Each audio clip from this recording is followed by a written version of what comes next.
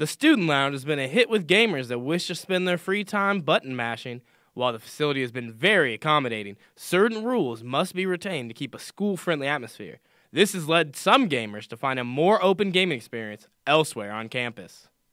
We formed at the end of last semester. Basically, it's because in the lounge, you kind of are restricted on what you can do. You have to apply by certain bylines, and certain games were not allowed to be played. Say Mortal Kombat 9 since the clothes ripped off a little bit, it's not allowed in the lounge. Well, we needed some place to play where we can play our games, what we want, and that kind of thing. So that's why we were formed. Plus, it was just a good way to meet people. We can talk, feel free in here.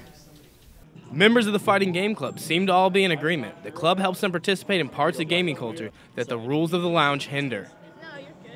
There's problems associated with trying to play fighting games in the student lounge. Number one, there's only 3 consoles, so a lot of them are checked out playing other stuff. Number two, the TVs that they use in the lounge, are notoriously laggy, and they have a lot of input delay. So when you hit a button on your controller, there's a lot of delay between you hitting the button and the character actually doing a move. Those can really ruin the fighting game experience because it makes it really difficult to pretty much do anything. So that's one of the reasons we do it here. Every week I bring in one of my own monitors that doesn't lag, and that segues into number 3. The student lounge doesn't allow you to bring in any outside controllers or monitors, which is completely fine. It makes a lot of sense why they do those rules.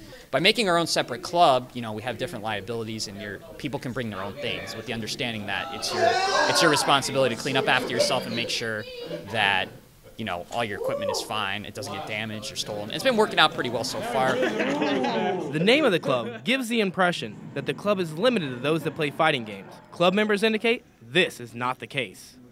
Because that's a problem we've run into. People come in and are like, do you guys only play fighting games? And we're like, yeah, but you can play whatever you want. I mean, it's a fighting game club, so that's something we're going to be talking about later. The developments of Fighting Game Club will be decided by the remaining members going into next semester. Till then, the leaders hope that the name doesn't dissuade all types of gamers from joining in on the fun. I'm Mackenzie reporting for JCAV News.